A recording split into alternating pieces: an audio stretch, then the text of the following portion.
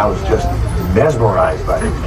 Boris Karloff, Lon Chaney. I remember the original Universal Studios Mine movie really scaring me. They still ring in our memories now, and we love them. Now, folks, we just paused for a second because we wanted to make sure we got the green light here. As I mentioned, exteriors here in the back lot, they're just the outsides of some places. We're going to build the inside, we're going to do it in the soundstage.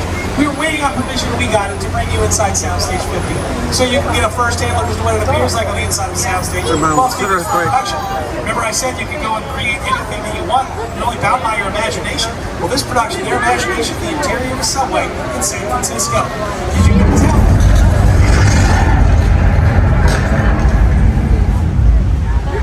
okay, folks, this is California. We tend to get tremors from time to time. Please remain calm. Remain in your seats. I'm sure this will pass. In fact, if you just take a look over to the left-hand side, you're going to notice that the ceiling is collapsing. I'm sure that's just a picture of a pop truck. It's not actually filled with gas. At least I hope it's not.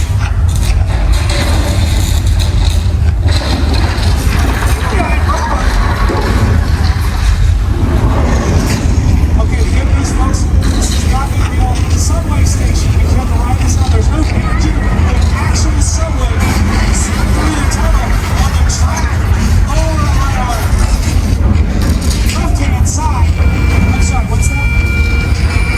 It's a subway.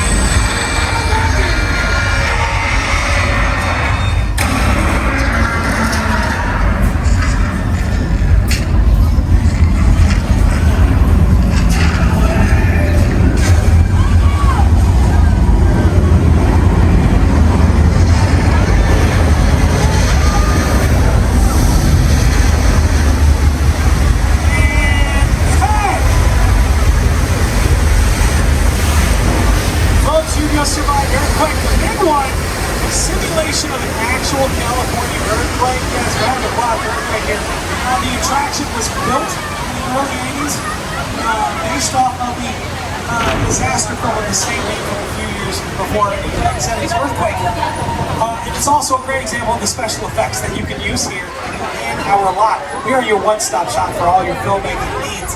Need special effects, we got them right here in the lot. Those effects, Earthquake was used in Bones, the TV series starring David Boreanaz. There was an episode called Bones on the Blue Line, where that exact scenario happened.